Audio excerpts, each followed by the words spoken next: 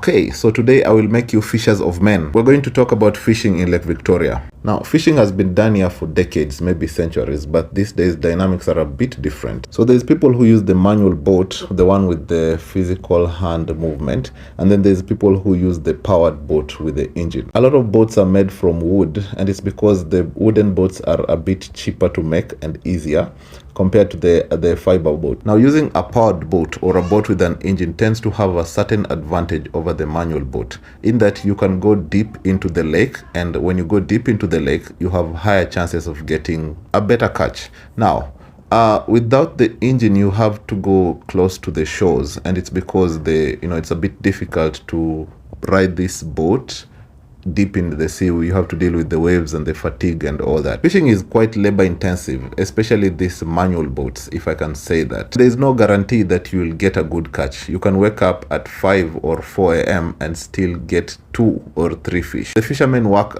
in teams or groups, so in this case maybe you'll have 2 or 3 people, and you have to be a very good swimmer. Not everyone you see on the boat owns the boat. There's fishermen who are employed by someone who lives somewhere else, and they get paid on commission, like wanasikizana na mwenye boat. So like I told you before, fishing is quite it needs a good amount of money to build the boat and then to buy the nets and do all those things. Some people prefer to go fishing at night, especially the ones who fish for the omena or something like that, and it's because they can use the light to get an advantage over the fish and stuff. And then it's also because of temperature.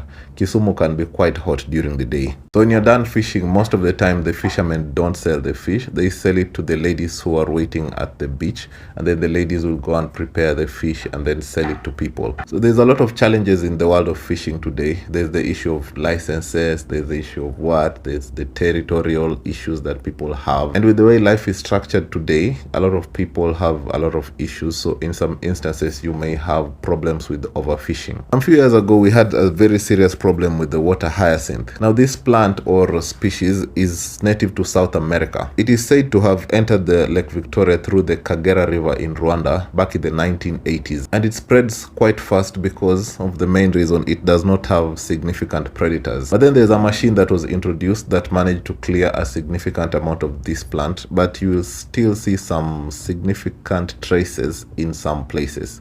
I hope it doesn't grow back. So with modernization today, we have cage fishing. This is basically a fish pond in the lake. This style of doing things is getting more and more popular, and when you walk around or when you sail around the lake, you'll see a significant amount of this. We call them farms. So there's other activities that happen on this lake. There's the people who make money from doing boat rides and all that. There's the people who have restaurants and the things.